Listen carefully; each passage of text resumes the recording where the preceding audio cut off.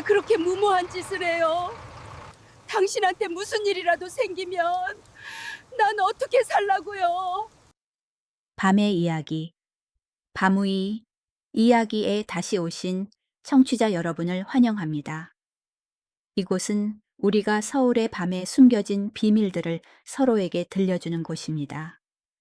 콘텐츠 경고, 오늘의 이야기는 사랑 망각, 그리고 노년의 가혹한 선택에 대한 고뇌에 찬 심리적 여정입니다. 영상에는 부적절한 내용은 없으나 깊은 정신적 고통과 알츠하이머 치매를 묘사하는 상황이 포함되어 있습니다. 청취하시기 전 감정을 추스르시길 바랍니다. 한순간, 딱 한순간이었습니다. 김순자 할머니는 동대문 시장의 인파 속에서 남편의 손을 놓고 싶었습니다. 할머니가 할아버지를 사랑하지 않아서가 아니었습니다. 단지 너무나 지쳐버렸기 때문입니다. 그녀의 곁을 걷고 있는 남자 한때 굳은 맹세를 나눴던 그 사람은 이제 두려움 가득한 낯선 사람의 눈빛으로 그녀를 바라봅니다. 그는 아내의 이름도 집으로 가는 길도 기억하지 못하지만 40년 전에 사라진 파란색 코트 하나만을 미친 듯이 찾아 헤매고 있습니다. 김 씨는 생각했습니다. 지금 내가 등을 돌리고 가서 이 사람이 군중 속에 길을 잃게 둔다면 내가 해방될 수 있을까? 그것은 죄스러운 생각이었습니다. 무덤까지 가져가려 했던 비밀이었습니다. 하지만 날꼬해진 그 코트가 마지막 순간에 그녀의 영혼을 구원했습니다. 죽음보다 더 잔인한 비극이 있습니다. 그것은 육체적인 이별이 아니라 두 사람이 여전히 마주 앉아 있음에도 일어나는 의식의 이별입니다. 굳은 맹세를 함께 나누고 인생의 모진 풍파를 40년 넘게 함께 헤쳐온 남자가 어느 날 갑자기 낯설고 두려움에 차며 적대적인 눈빛으로 당신을 바라본다면 어떻게 하시겠습니까? 더 고통스러운 것은 그의 혼란스러운 세상 속에서 그는 여전히 당신을 열렬히 사랑하고 있지만 그 대상은 매일 그를 헌신적으로 돌보는 지금의 늙고 초라한 아내가 아니라 당신의 청춘 시절 모습이라는 점입니다. 오늘의 이야기는 우리를 추운 서울 한복판의 작은 집으로 안내합니다. 그곳은 겨울이 집 밖에만 존재하는 것이 아니라 남편의 마지막 기억 조각을 붙잡으려 애쓰는 한 여인의 가슴 속에도 스며들어 있습니다. 12월 말의 서울은 인간의 모든 감정을 얼려버리려는 듯했습니다.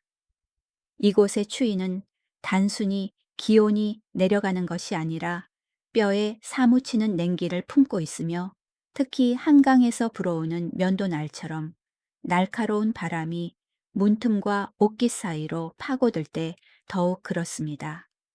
성북동 옛 동네의 비탈진 언덕에 위태롭게 자리 잡은 68세 김순자 씨의 작은 집은 회색빛 안개 속에서 더욱 고독해 보였습니다. 낡은 목조 주택은 한때 어렵지만 행복했던 젊은 시절의 웃음으로 가득 찼던 보금자리였으나 지금은 노부부를 시간과 질병과의 조용한 전쟁 속에 가두어둔 고립된 섬과 같았습니다. 먼지 쌓인 창문을 통해 들어온 희미한 겨울 햇살이 김순자 씨의 주름진 얼굴을 비췄습니다. 그녀는 칠이 벗겨진 나무 탁자 위에 얇은 기름막이 낀 채 식어버린 미역국을 멍한 눈으로 바라보며 앉아 있었습니다. 맞은편에는 인생의 3분의 2 이상을 함께한 72세 남편 박준호 씨가 있습니다. 하지만 지금 그의 존재는 소름 끼칠 정도의 거리감을 줍니다. 그는 알루미늄 숟가락을 들고 사기 그릇을 규칙적으로 두드리며 영혼 없는 쟁그랑 소리를 내고 있었는데 이 단조로운 소리는 적막한 공간에서 신경을 긁어댔습니다. 초점이 없는 그의 멍한 눈은 창밖에 회색 허공을 응시하며 실존하지 않는 누군가를 기다리는 듯했습니다. 그의 입은 찢겨진 기억의 조각들처럼 단절되고 의미 없는 단어들을 중얼거렸습니다. 파랑, 파란 옷, 너무 추워. 영희, 영희, 어디 갔어? 또 그 이름입니다. 영희. 차가운 부엌에 울려 퍼지는 그 이름은 김순자 씨의 가슴을 바늘처럼 찔렀습니다. 영희는 바로 그녀의 본명이었고 처녀 시절 남편이 모든 애정과 존중을 담아 부르던 이름이었습니다. 하지만 얄궂게도 운명은 지독한 장난을 쳤습니다. 박 씨는 지난 2년 동안 그녀를 그 다정한 이름으로 부르지 않았습니다. 끔찍한 알츠하이머병이 그의 뇌를 갉아먹기 시작한 이후 동고동락해온 조강지처 김순자 씨는 남편의 인식 속에서 사라져 버렸습니다. 지금 그에게 있어 앞에 앉은 여인은 그저 까다로운 늙은 여자, 성가신 도우미, 혹은 더 쓰라리게도 가끔은 그가 피땀 흘려 지은 집에 그를 가두는 납치범일 뿐입니다. 알츠하이머병은 잔인하고 끈질긴 지우개 같아서 매일매일 그의 뇌 속에 있는 소중한 기억을 조금씩 지워나갔습니다. 처음에는 차 열쇠나 지갑을 잊어버리는 사소한 일이었지만 이후엔 다 자란 자식들의 이름을 잊고 집으로 가는 길을 잇더니 결국 가장 비극적으로 자신의 청춘을 바쳐 곁을 지킨 아내마저 잊어버렸습니다. 그 망각은 한꺼번에 일어난 것이 아니라 서서히 천천히 마치 독약처럼 노부부의 삶의 세포 하나하나에 스며들었습니다. 김 씨는 터져 나오려는 한숨을 삼키며 마른 침을 넘겼습니다.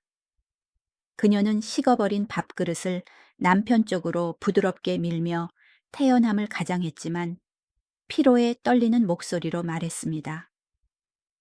여보 드세요. 국이 다 식었어요. 조금이라도 드셔야 속이 따뜻해지고 약도 드시죠. 그녀의 말은 허공으로 흩어졌습니다. 박 씨는 갑자기 숟가락 두드리기를 멈추더니 멍하던 눈을 분노로 크게 떴습니다. 그가 손을 거칠게 뿌리쳤습니다. 쨍그랑 미역국 그릇이 날아가 엎어졌고 국물이 낡은 마룻바닥으로 뚝뚝 떨어졌으며 검은 미역 줄기들이 잉크 자국처럼 탁자 모서리에 달라붙었습니다. 식은 미역에 비린내와 곰팡이 핀 나무 냄새가 섞여 숨 막히는 공기를 만들어냈습니다. 안 먹어 난 안 먹어. 옷을 찾으러 가야 해. 내 옷 어디 갔어? 당신이 내 옷 어디다 숨겼어? 그가 소리쳤습니다. 목소리는 쉬었지만 격앙된 힘이 실려 있었고 눈에는 붉은 핏발이 섰습니다.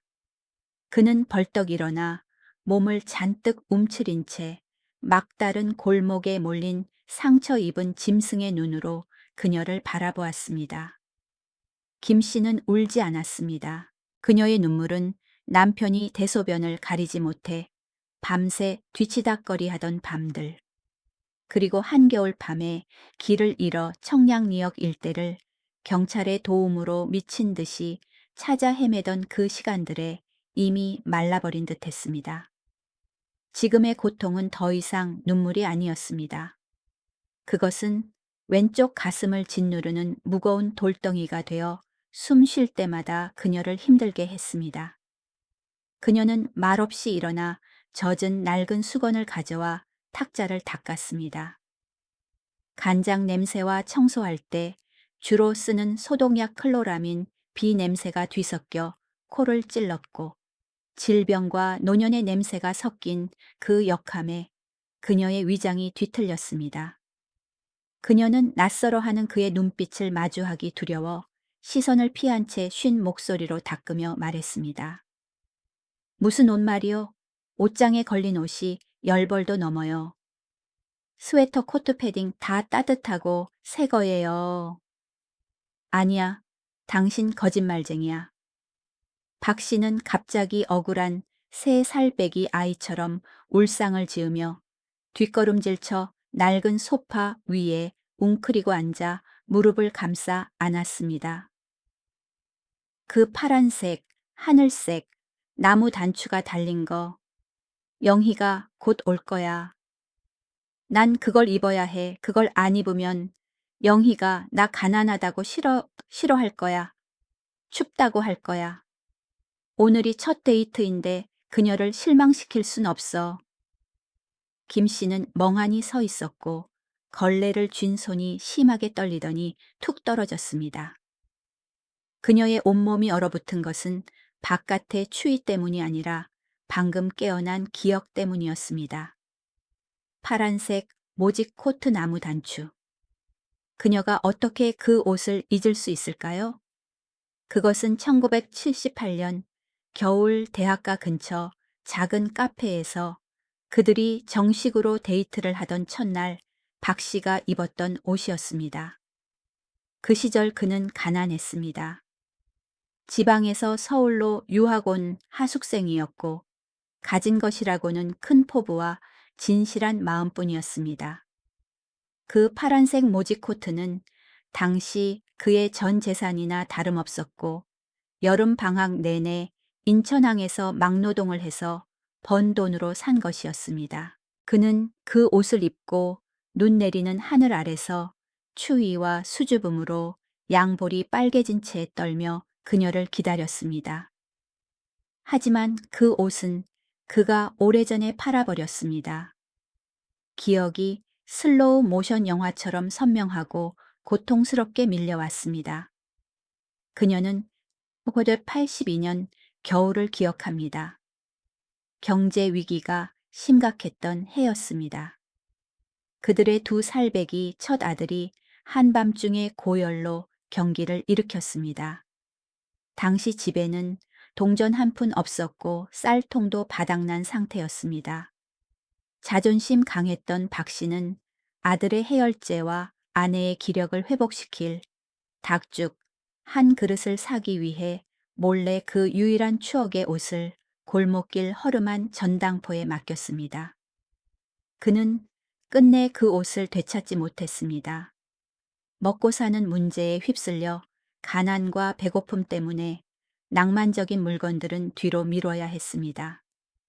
그런데 지금 그의 마음속 세상이 무너지고 현재의 모든 것이 지워진 이 순간 그는 오직 그 옷만을 기억하고 있었습니다. 그는 그것을 품위의 상징이자 젊은 날 사랑의 상징으로 기억하고 있었습니다. 그리고 더욱 가슴 아픈 것은 그가 자신의 목숨처럼 사랑했던 20살의 찬란하고 아름다운 영희를 기억할 뿐 지금 그의 앞에 서 있는 늙고 주름지고 풍패머리가 휘어진 할머니는 기억하지 못한다는 사실이었습니다. 절대적인 고독이 김 씨를 덮쳤습니다. 자신의 집에서 느끼는 완전한 고독이었습니다. 그녀는 남편을 돌보고 있었지만 사실은 과거의 유령과 살고 있었습니다. 그는 기억 속의 영희를 사랑하며 그녀가 가난을 싫어할까 추울까 걱정했지만 정작 매일 매 시간 그를 씻기고 밥 먹이고 기저귀를 갈아주는 현재의 영희는 학대하고 쫓아냈습니다. 기묘하고 씁쓸한 질투심이 그녀의 마음에 스며들었습니다. 그녀는 자신의 청춘을 질투했습니다. 그녀는 남편의 온전한 사랑과 그리움을 받는 그 기억 속의 영희를 질투했고 반면 온갖 고생을 감내한 조강지처인 자신은 남보다 못한 취급을 받는 현실이 서글펐습니다. 박 씨는 여전히 웅크리고 앉아 파란 옷과 78년의 데이트에 대해 중얼거렸고 눈빛은 불안과 설렘으로 가득 차 있었습니다. 그를 보며 김 씨는 문득 깨달았습니다. 어쩌면 그의 혼란스러운 세상 속에서 시간은 가장 아름다웠던 순간, 그가 열정 넘치는 청년이고 그가 평생 지켜주고 싶은 소녀였던 그 순간에 멈춰 있는지도 모른다는 것을. 그는 미친 게 아니라 그저 행복으로 가는 길을 잃고 헤매고 있을 뿐이었습니다. 알겠어요. 김 씨는 깊은 한숨을 내쉬며 뺨에 흐른 드문 눈물을 닦아냈습니다. 그녀는 무모한 결정을 내렸습니다. 자식들이 알면 반대할 결정이었습니다. 하지만 더 이상 상관없었습니다. 그녀는 그의 세상 속으로 한번 들어가 보기로 했습니다. 제가 그 옷 찾으러 데려다 드릴게요. 만약 찾으면 얌전히 집에 와서 밥 먹고 약 먹겠다고 약속해요. 박 씨가 고개를 번쩍 들었습니다. 탁했던 눈이 기이할 정도로 밝게 빛났습니다. 마치 누군가 그의 메마른 영혼에 희망의 불을 붙인 것 같았습니다. 정말이야. 지금 가는 거지. 영희가 곧 올 거야. 늦으면 안 돼. 그녀는 벽에 걸린 낡은 시계를 올려다 보았습니다. 오후 2시였습니다. 창밖에는 첫눈이 내리기 시작했고 다가올 더 혹독한 겨울을 예고하듯 하얀 나비처럼 공중을 흩날렸습니다. 하늘은 회색빛이었지만 박 씨의 눈빛만은 어린아이 같은 기쁨으로 반짝였습니다. 김 씨는 두꺼운 코트를 입고 목도리를 두른 뒤 남편에게도 꼼꼼히 코트를 입히고 털모자를 씌우고 목도리를 둘러주었습니다. 그녀는 아이를 돌보는 엄마처럼 단추 하나하나를 정성스레 채워주었습니다. 그래요. 동대문 시장으로 가요. 거긴 없는 게 없으니까. 분명 당신 옷을 찾을 수 있을 거예요. 그녀는 남편의 주름지고 차가운 손을 잡았습니다. 한때는 아주 따뜻했고 그녀의 손을 잡고 인생의 수많은 언덕을 넘었던 손이었습니다. 오늘 그녀는 그를 이끌고 나갑니다. 40년 전에 잃어버린 옷을 찾기 위해서가 아니라 옛날의 온기를 조금이라도 되찾고 길 잃은 남편의 가여운 영혼을 위로하기 위해서입니다. 무거운 나무 문이 열리고 찬바람이 들이닥쳤지만 두 늙은이의 그림자는 서로를 부축하며 밖으로 나갔고 서울의 하얀 눈발 속으로 섞여 들어가며 절망적이면서도 부부의 정기 넘치는 기억, 찾기 여정을 시작했습니다. 무조건적인 사랑과 극도의 피로 사이의 경계가 얼마나 얇은지 자문해 본 적이 있습니까? 그것은 붐비는 인파 속에서 가장 사랑하는 사람의 손을 잡고 있지만 영혼의 어두운 순간에 속삭이는 목소리가 그 손을 놓으라고 말할 때입니다. 인파가 그를 휩쓸어 가게 두라고 당신이 해방되라고 말입니다. 그것은 무서운 생각이며 아무도 감히 고백하지 못할 죄스러운 비밀입니다. 하지만 오늘 서울의 뼈를 깎는 추위와 동대문 시장의 숨 막히는 소음 속에서 김순자 할머니는 자신의 마음 깊은 곳에 있는 그 괴물과 마주해야 했습니다. 성북동 언덕 위에 고요한 집을 떠나 두 노부부는 완전히 다른 세상으로 들어섰습니다. 동대문은 단순한 시장이 아닙니다. 그곳은 서울의 거대한 괴물과도 같아서 삶의 리듬이 단 1초도 멈추지 않는 곳입니다. 서울이 하나의 신체라면 동대문은 위장과 같아서 상품돈, 그리고 인간의 운명까지 모든 것을 삼키고 반죽합니다. 수천 개의 갑판대가 성냥갑처럼 겹겹이 쌓여 거대한 직물 미로를 이루고 있습니다. 대형 스피커에서 뿜어져 나오는 가슴을 울리는 K-팝의 강렬한 베이스 소리가 트럭 경적 소리, 호객 소리, 흥정 소리와 섞여 이곳에 발을 들인 모든 이의 청각을 공격하는 혼란스러운 합창을 만들어냅니다. 김순자 씨는 남편 박준호 씨의 손을 꽉 잡았습니다. 한때 가족의 든든한 버팀목이었던 그의 손은 이제 겨울철 마른 나뭇가지처럼 앙상하고 뼈만 남아 차가웠습니다. 분주하게 오가는 인파 속에서 두 노인은 너무나 작고 길을 잃은 듯 보였습니다. 박 씨는 멍하니 주위를 둘러보았고 탁한 눈은 두려움으로 크게 떠졌습니다. 알츠하이머 환자에게 이 소음과 군중은 번화함이 아니라 위협이었습니다. 번쩍이는 넌사 형형색색의 간판들이 그를 어지럽게 했습니다. 그는 큰 짐을 진 청년이 너무 빨리 스쳐 지나가거나 짐을 실은 오토바이가 굉음을 내며 인파 사이를 빠져나갈 때마다 몸을 움츠리며 아내의 어깨에 바짝 붙었습니다. 내 손 놓지 마요. 김 씨는 남편의 귀에 대고 주변 소음을 이기기 위해 크게 말했습니다. 여기 사람이 너무 많아서 잃어버리면 못 찾아요.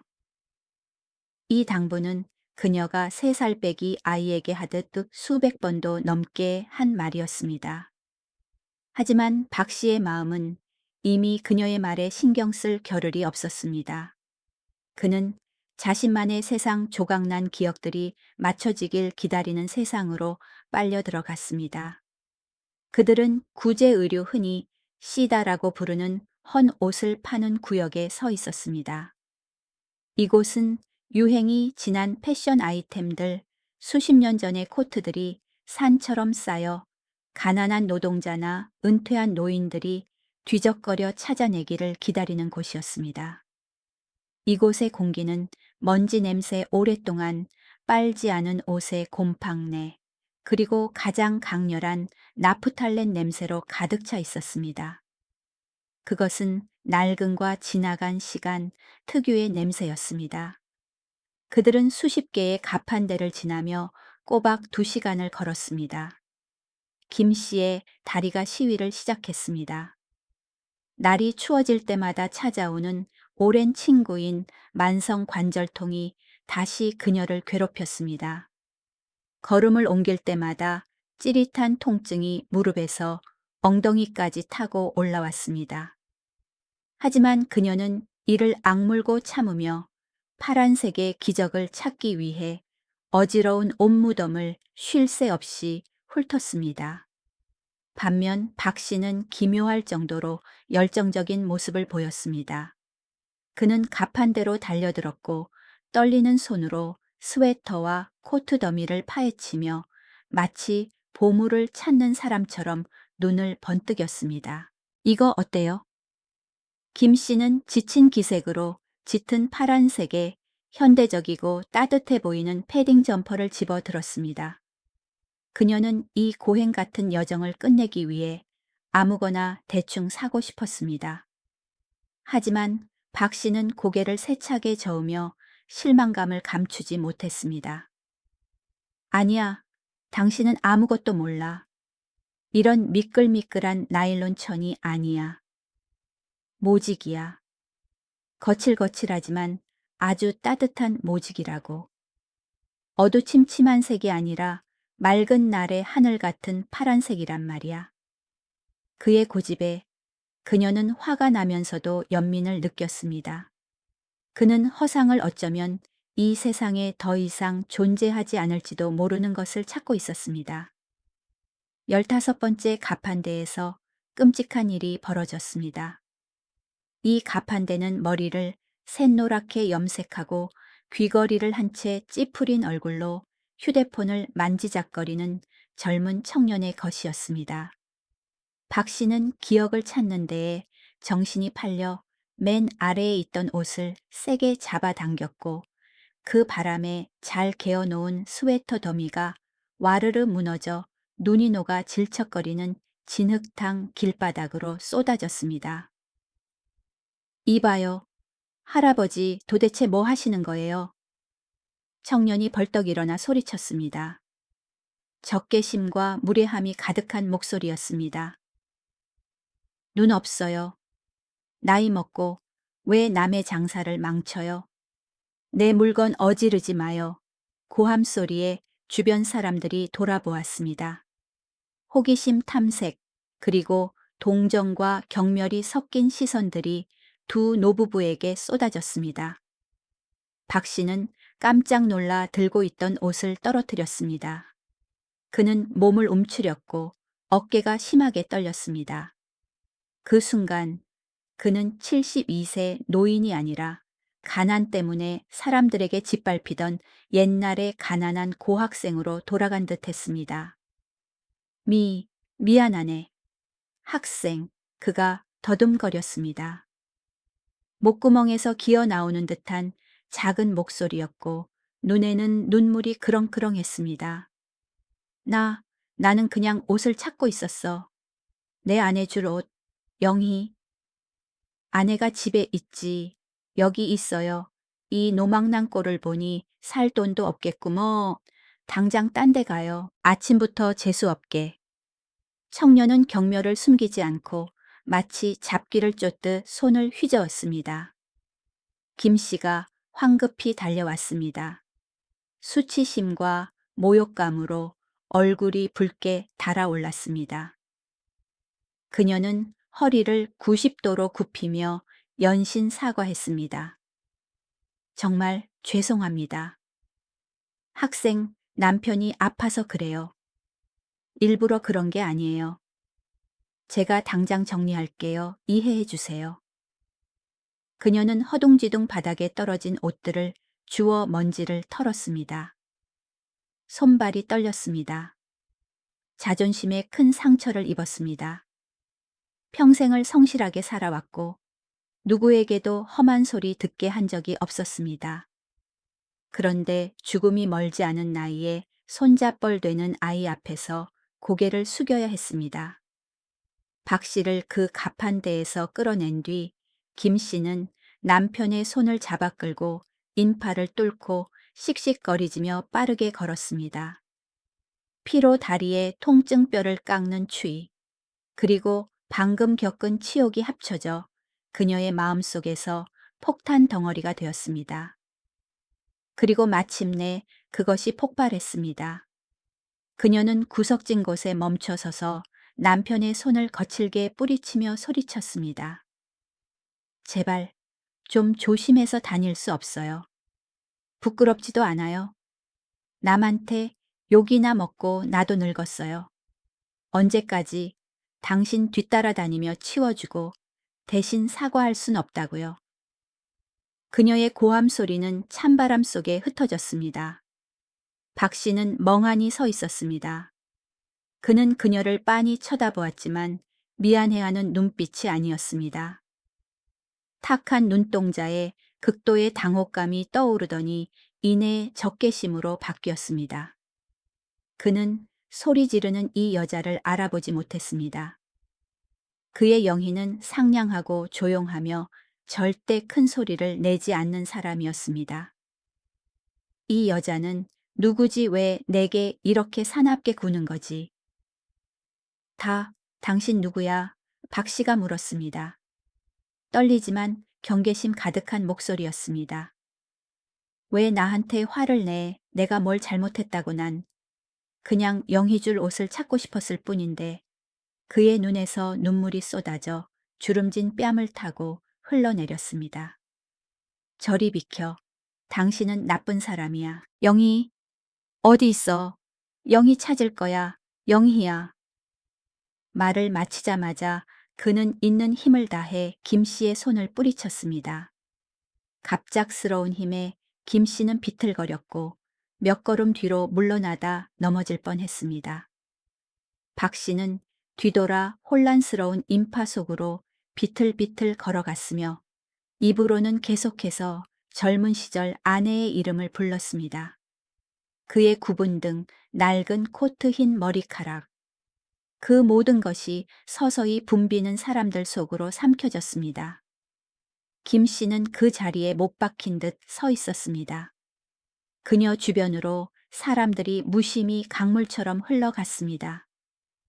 넋이 나간 얼굴로 멍하니 서 있는 할머니에게 아무도 관심을 주지 않았습니다.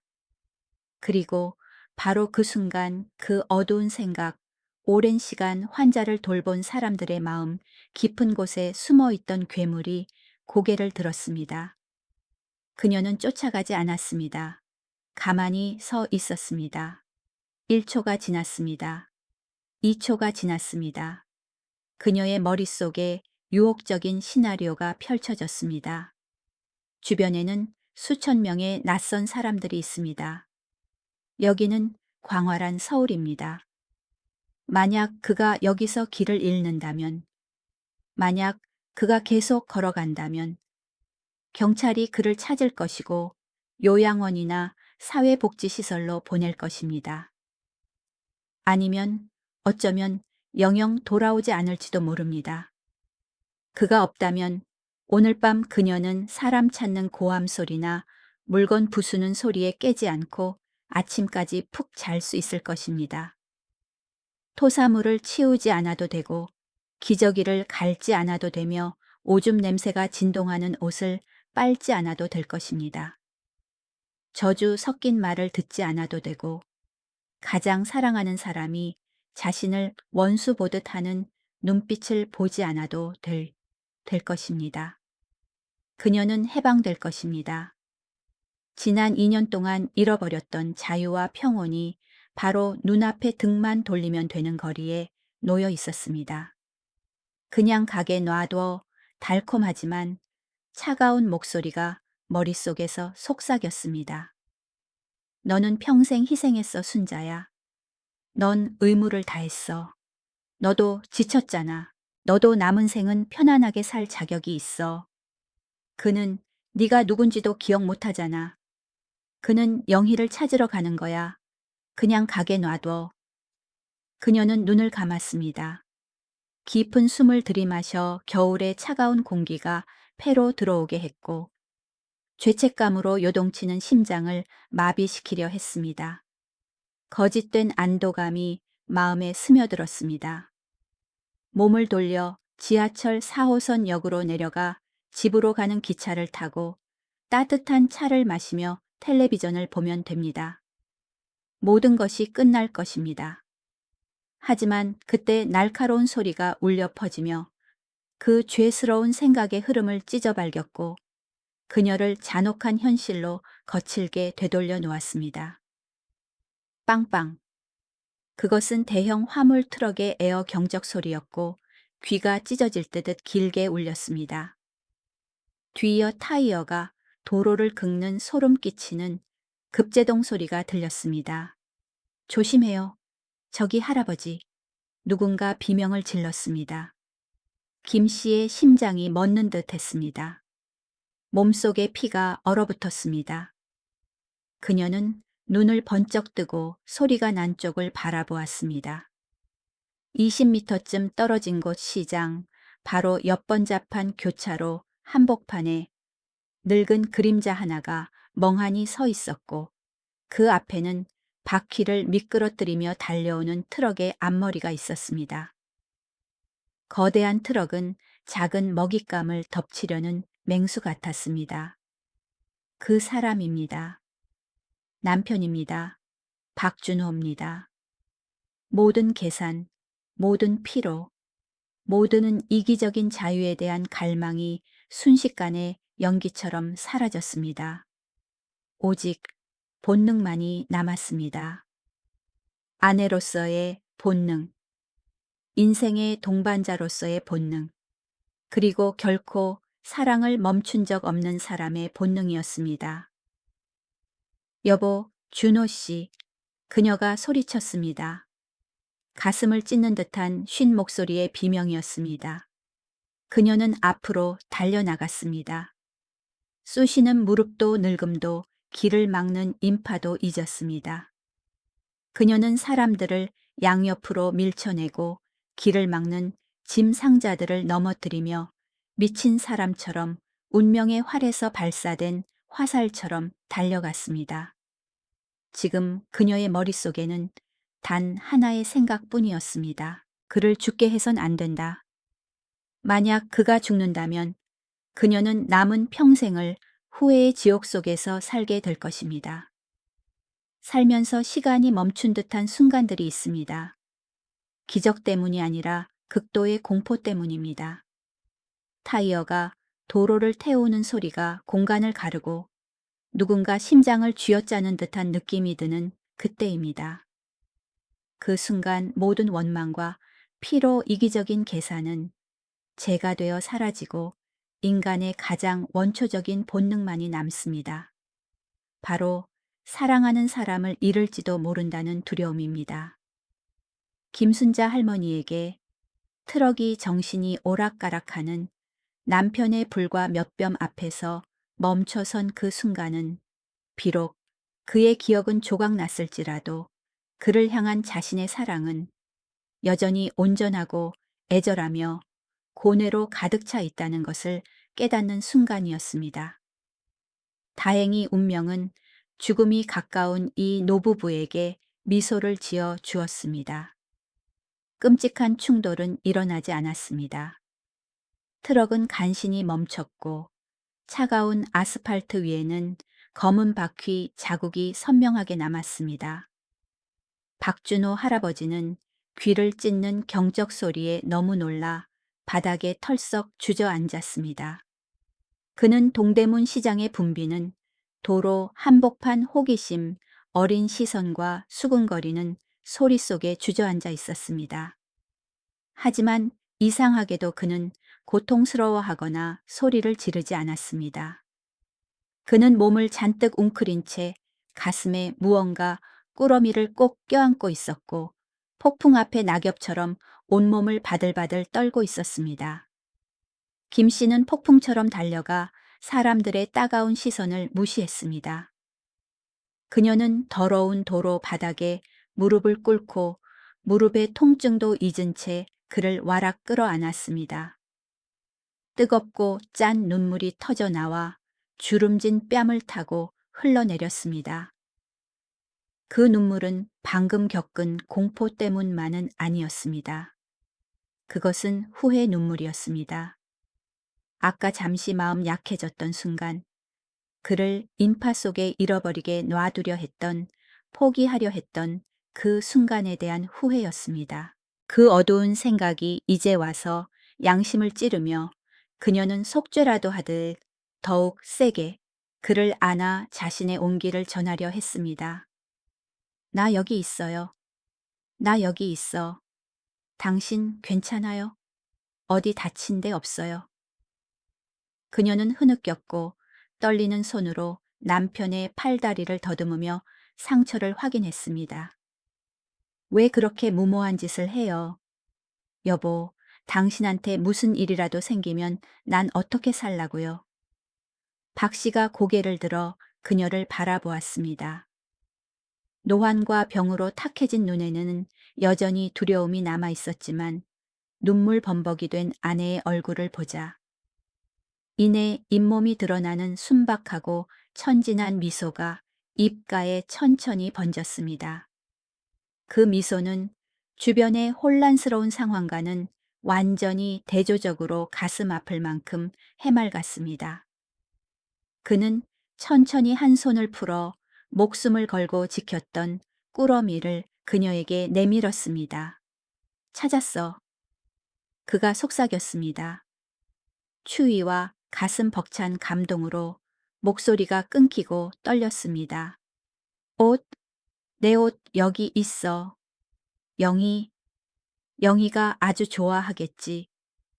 김 씨는 멍하니 남편의 손에 들린 물건을 내려다보았습니다. 그것은 낡고 색이 바랜 소매와 옷자락이 해진 짙은 파란색 남자 모직 코트였습니다. 그것은 길가에 쌓아놓은 할인 매대, 동일 가격 옹덕야마디아사이엄 1,000원이라고 갈갈이 쓴 골판지가 붙어있는 헌옷 무덤 속에 있었습니다. 사람들에게 외면당하고 버려져 가장 가난한 노동자들이 와서 주워가기를 기다리며 뒹굴던 물건들이었습니다. 그런데 박 씨에게는 그것이 보물이었습니다. 그는 배회하던 중 그것을 보았고 혼란스러운 마음 속에서 그것이 바로 자신의 청춘의 옷, 사랑하는 여인과의 첫 데이트 날 입었던 그 옷이라고 확신했던 것입니다. 김 씨는 코트를 받아들었습니다. 거칠고 시간의 흐름에 딱딱해진 모직천에서는 헌옷 특유의 곰팡내와 거리의 먼지 냄새가 섞여 났습니다. 하지만 그녀가 옷깃을 들쳤을 때 가슴이 덜컥 내려앉았습니다. 정말로 둥근 나무 단추가 달려 있었고, 비록 많이 바랬지만 그 파란색은 1978년 겨울의 하늘을 떠올리게 했습니다. 가난한 대학생 박준호가 눈 속에서 그녀를 기다리던 날, 아침 햇살보다 더 환하게 웃던 그날 말입니다.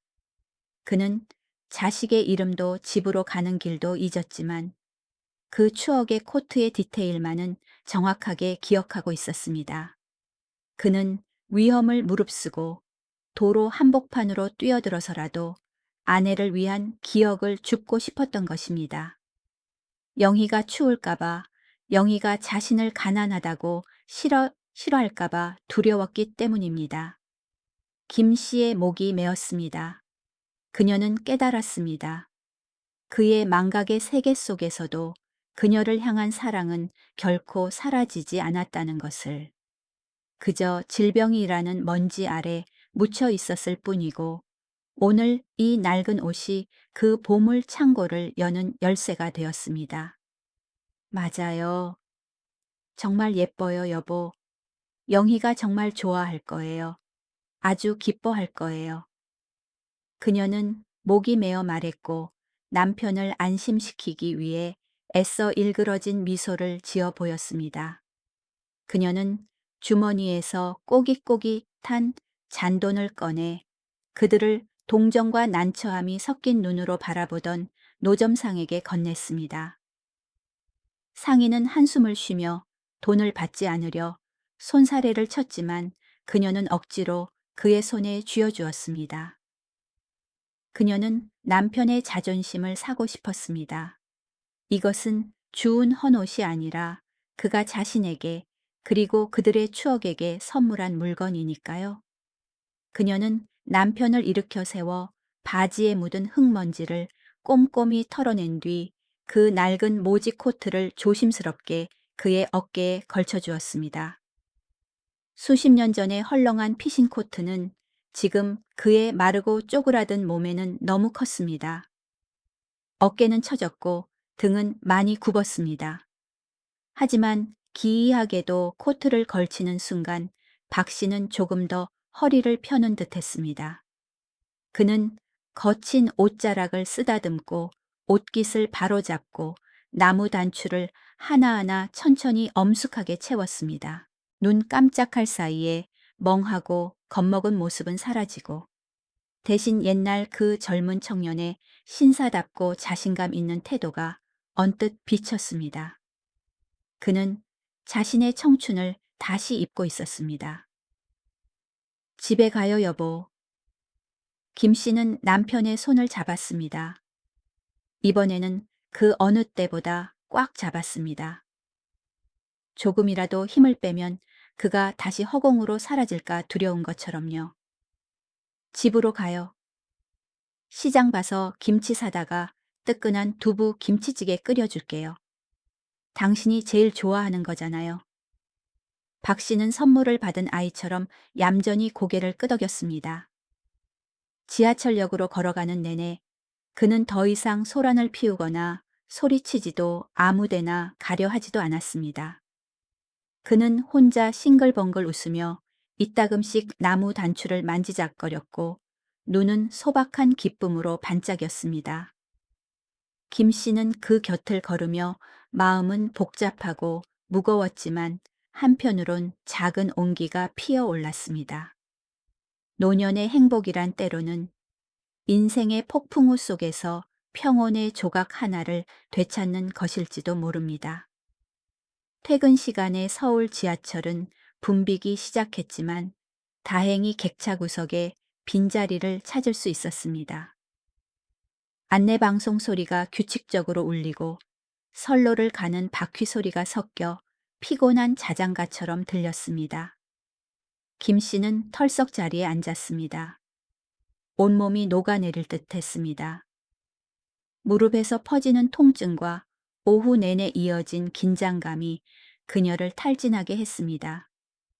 그녀는 의자 등받이에 머리를 기대고 눈을 감은 채 긴 한숨을 내쉬었습니다. 자신이 얼마나 늙고 추하고 고독한지 느껴졌습니다. 갑자기 가벼운 손길이 느껴졌습니다. 그녀는 실눈을 뜨고 옆을 보았습니다. 박 씨가 그녀를 쳐다보고 있었습니다. 그는 아주 오랫동안 뚫어지게 그리고 고요하게 그녀를 바라보았습니다. 평소에 영혼 없고 텅 빈 눈빛도 아니었고 그녀를 낯선 사람으로 보는 두려운 눈빛도 아니었습니다. 그 눈빛은 깊었고 희미하지만 사무치는 인식이 담겨 있었습니다. 객차의 하얀 형광등 불빛 아래 그의 얼굴 주름은 더 깊어 보였지만 눈동자는 드물게 찾아온 맑은 정신의 빛으로 빛나고 있었습니다. 그는 풍패 거칠어지고 주름진 손을 천천히 들어 올렸습니다. 떨리는 그 손이 그녀의 얼굴에 닿더니 이마로 흘러내린 희끗한 머리카락을 부드럽게 쓸어 넘겼습니다. 그 제스처는 너무나 다정하고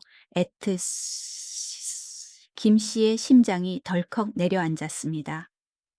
그것은 옛날 남편의 습관이었습니다. 그녀가 지치거나 슬퍼 보일 때마다 그는 그렇게 머리를 쓸어 넘기며 위로해주곤 했습니다. 여보, 그가 입술을 달싹였습니다. 목소리는 쉬었고 지하철 소음에 묻힐 만큼 작았습니다.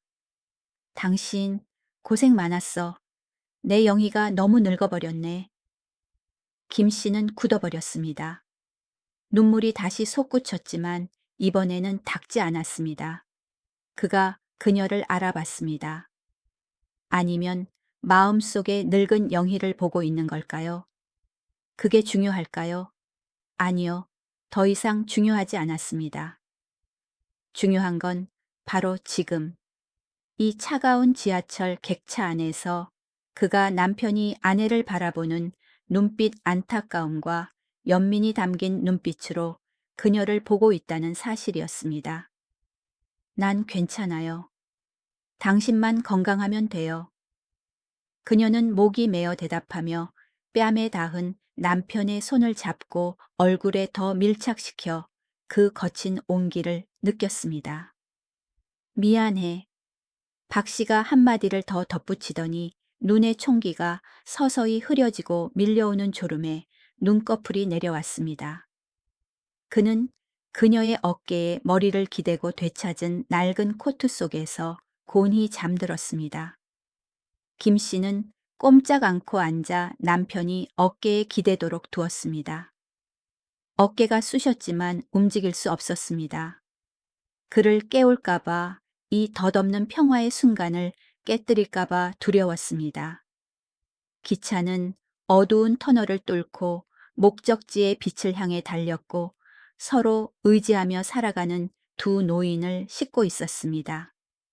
그녀는 깨달았습니다. 비록 기억은 지워질지라도 심장의 떨림은 아주 짧은 순간이라도 꺼지기 직전 마지막으로 타오르는 재처럼 어떻게든 목소리를 낼 방법을 찾아낸다는 것을요.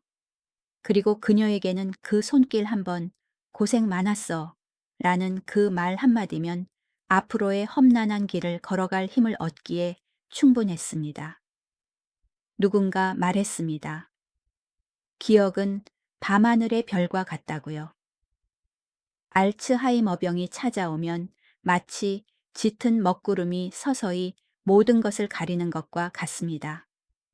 하지만 가끔 아주 가끔 기이한 바람이 불어와 그 구름층을 잠시 흩어놓고 가장 밝고 찬란한 별을 드러내기도 합니다. 그것은 기적의 순간이거나 혹은 영원한 어둠으로 잠들기 전 의식이 보내는 마지막 작별 인사일지도 모릅니다. 오늘 밤 성북동 언덕의 작은 집에서 김순자 할머니는 그 천국 같은 순간을 목격했습니다. 짧았지만 그녀의 남은 생을 따뜻하게 득이에 충분했던 순간을요. 두 노부부가 집에 도착했을 때 시계는 저녁 7시를 가리키고 있었습니다.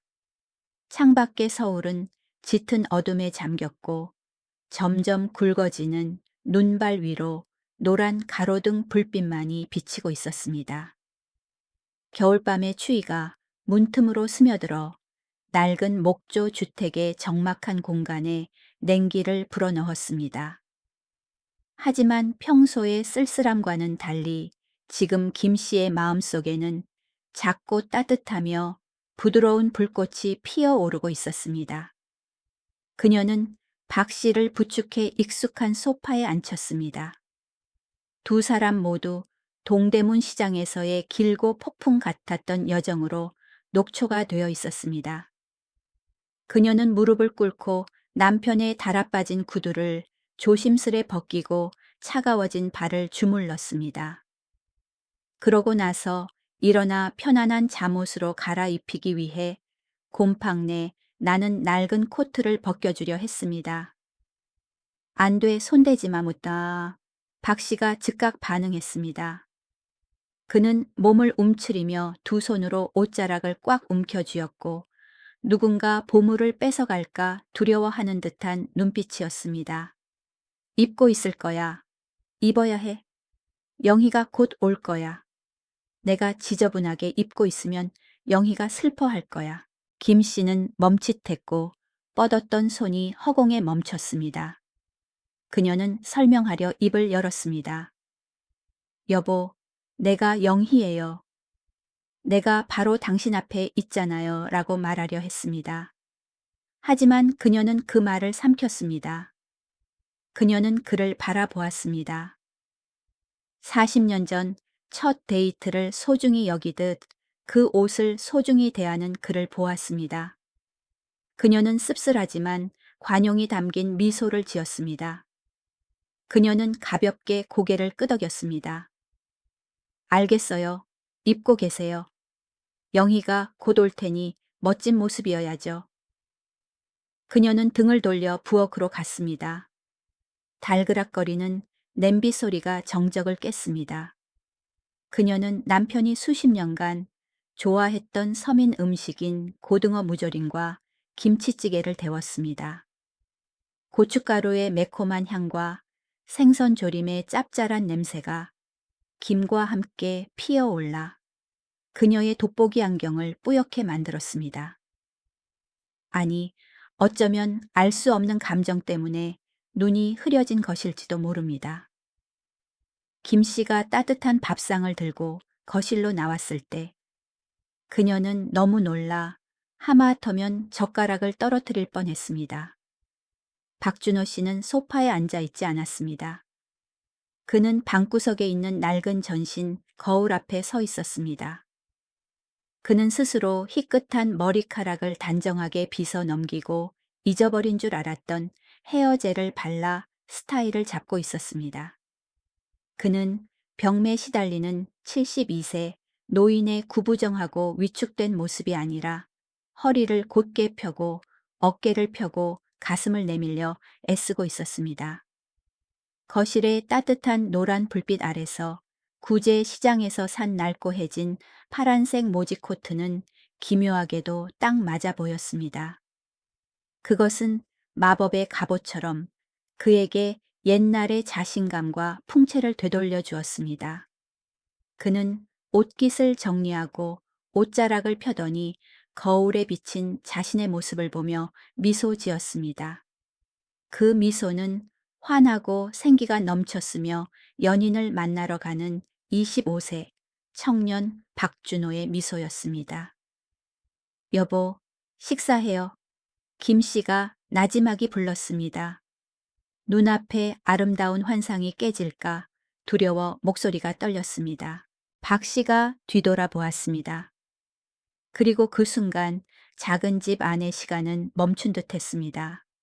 공기가 응축되었습니다. 그녀를 바라보는 그의 눈빛에는 더 이상 망각의 안개가 끼어 있지 않았습니다. 그녀가 매일 마주해야 했던 멍함, 두려움, 적대감도 없었습니다. 그 눈은 갑자기 맑고 깊어졌으며 지성과 사랑의 빛으로 환하게 빛났습니다. 그것은 완전히 맑은 정신을 가진 남자의 눈빛이었고 조강지처를 존중과 애정을 담아 바라보는 남편의 눈빛이었습니다. 그는 천천히 그녀에게 걸어왔습니다. 발걸음은 굳건했고 조금도 비틀거리지 않았습니다. 그는 그녀 앞에 멈춰 서서 주름진 그녀의 눈을 깊이 들여다보았습니다. 그리고 부드럽게 그녀의 두 손 1년 내내 세제물에 담가 거칠어지고 튼 손을 잡았습니다. 그는 그 손을 깨지기 쉬운 보물처럼 소중히 다루며 천천히 자신의 뺨에 갖다 대고 눈을 감아 온기를 느꼈습니다.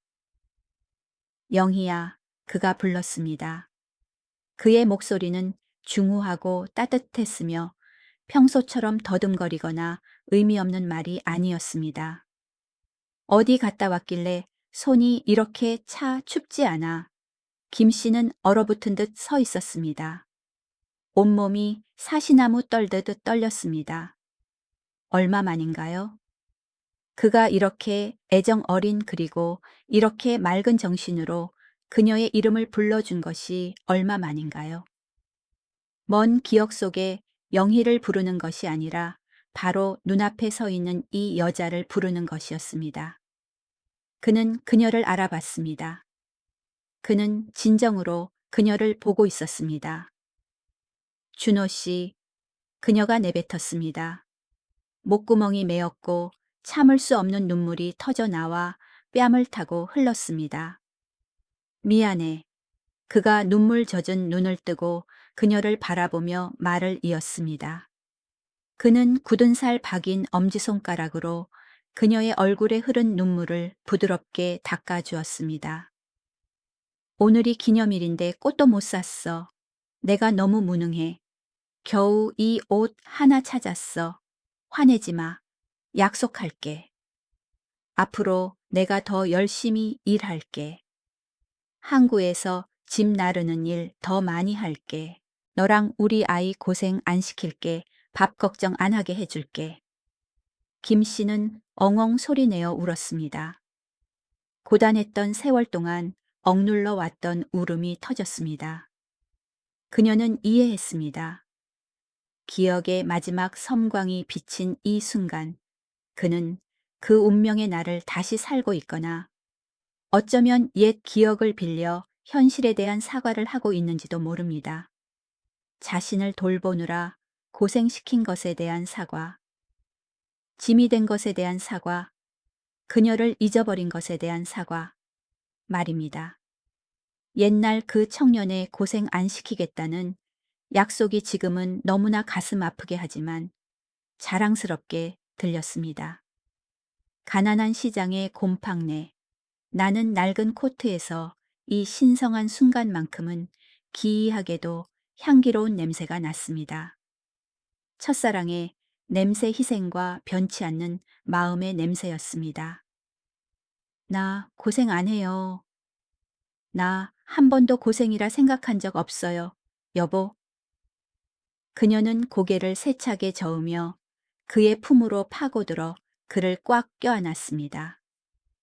그녀는 앙상한 가슴에 얼굴을 묻고 익숙한 냄새를 들이마셨습니다. 거친 모직천이 뺨에 닿으며 영원히 잃어버린 줄 알았던 안전하고 든든한 느낌을 주었습니다. 당신이 여기 있기만 하면, 당신이 날 기억해 주기만 하면 난 행복해요. 이제 따뜻해. 그가 물으며 그녀를 꽉 껴안았고 젊은 시절 그녀에게 슬픈 일이 있을 때 달래주던 그 리듬대로 등을 가볍게 토닥였습니다. 울지 마. 착하지. 내가 있잖아. 내가 지켜줄게. 두 노부부는 눈 내리는 하얀 서울의 밤, 노란 불빛 아래 좁은 거실에서 서로를 안았습니다. 촛불도 꽃도 낭만적인 음악도 없었지만 아내의 흐느낌과 남편의 따뜻한 숨결만이 있었습니다. 그 순간은 고작 5분 동안 지속되었습니다. 알츠하이머라는 생지옥 속에서의 짧은 5분의 천국. 그가 평생의 빚을 그녀에게 갚는 5분이었습니다.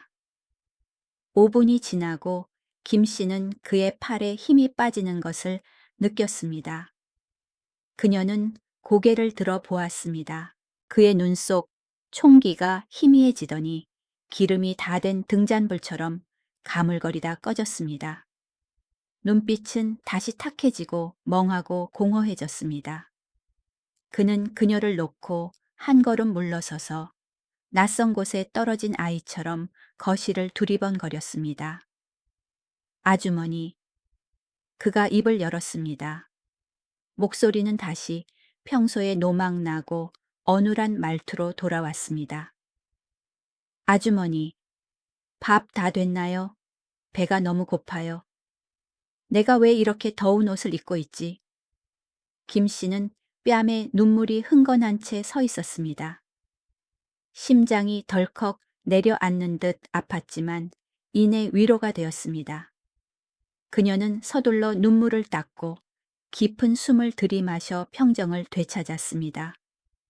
그녀는 그에게 미소 지었습니다.